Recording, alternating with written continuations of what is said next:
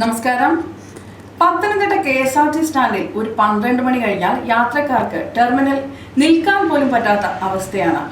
വെയിൽ വന്നാൽ പിന്നെ ഓരോ തൂണിന്റെ പുറകിലും തണൽ നോക്കി നിൽക്കുന്ന യാത്രക്കാരെയാണ് നമുക്ക് കാണാൻ സാധിക്കുന്നത്. സാധാരണക്കാരായ ജനങ്ങൾ യാത്രയ്ക്കായി ഏറ്റവും കൂടുതൽ ആശ്രയിക്കുന്നത് KSRTC ബസ്സുകളെയാണ്. ഉദ്ഘാടനം കഴിഞ്ഞ് 1 വർഷം കഴിയുമ്പോൾ തന്നെ ടൈലുകൾ പൊട്ടി കോൺക്രീറ്റ് ഇളകി വീണു. കെട്ടിടം നിർമ്മിച്ച 1 കൊല്ലം ആവുന്നതിന് മുമ്പ് തന്നെ കരാറുകാരന് ബില്ല് മാറിക്കൊടുത്ത് ഉദ്യോഗസ്ഥന്മാർ അഴിമതിക്കും കൂട്ടിയിരുന്നു. സ്റ്റാൻഡിലെ നിർമ്മാണത്തിലെ അശാസ്ത്രീയത ജീവനക്കാർ തന്നെ പലവട്ടം ചൂണ്ടിക്കാട്ടിയതാണ്.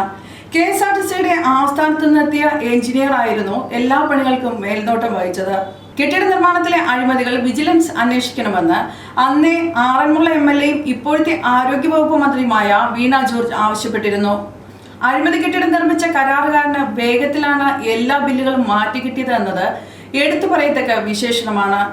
കള്ളപ്പണിയെടുത്ത കരാറുകാരനും കരാറുകാരന്റെ കയ്യിൽ നിന്ന് കൈക്കൂലി വാങ്ങിയ ഉദ്യോഗസ്ഥരെയും പിടിച്ച് അഴിക്കുള്ളിലാക്കണമെന്ന ആവശ്യവും അന്നേ ഉയർന്നു വന്നതാണ്.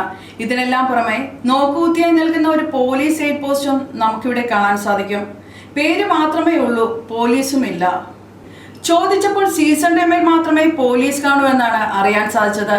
അതിക്രമങ്ങൾ പെരുകിക്കൊണ്ടിരിക്കുന്ന ഈ കാലഘട്ടത്തിൽ സ്ത്രീകളും സ്കൂൾ കോളേജ് കുട്ടികളും ഒക്കെയായി ധാരാളം യാത്രക്കാർ എത്തുന്ന ഈ സ്ഥലത്ത് ഒരു പോലീസുകാരൻ പോലും ഡ്യൂട്ടിക്കില്ല എന്നത് വളരെയധികം ദയനീയമാണ്. കഴിഞ്ഞിടയിൽ ഒരാൾ സ്റ്റാൻഡിൽ അതിക്രമം നടത്തുകയും സ്റ്റേഷൻ മാസ്റ്ററിന്റെ ഓഫീസിന്റെ സാധനങ്ങൾ നശിപ്പിക്കുകയും ചെയ്തിരുന്നു. സൺഷെയ്ഡിന് വീതിയില്ലാതെ നിർമ്മിച്ചാണ് ഇത്രയധികം വെയിൽ ടെർമിനൽ പതിക്കാൻ കാരണം. വെയിലിന്റെ കാഠിന്യത്താൽ തൂണിന് പുറകിലേക്ക് മാറി നിൽക്കുന്ന അവസ്ഥയാണ് യാത്രക്കാർക്കും ജീവനക്കാർക്കും. ഇതിന് ഒരു ശാശ്വത പരിഹാരം ലഭിക്കുമോ എന്ന ആശങ്കയിലാണ് യാത്രക്കാരും ജീവനക്കാരും. മറ്റൊരു വാർത്തയുമായി വീണ്ടും കാണാം. കൂടുതൽ വാർത്തകൾ അറിയാൻ പേജ് ഫോളോ ചെയ്യുക.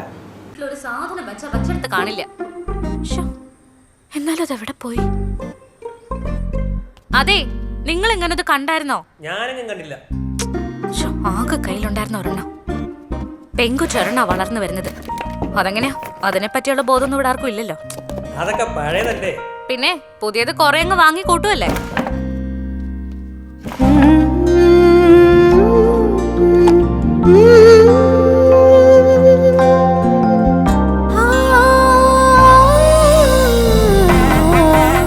പുതുമയുടെ സുവർണ സ്പർശവും ഒരു നൂറ്റാണ്ടിന്റെ വിശ്വാസവുമായി ഭീമ പത്തനംതിട്ട.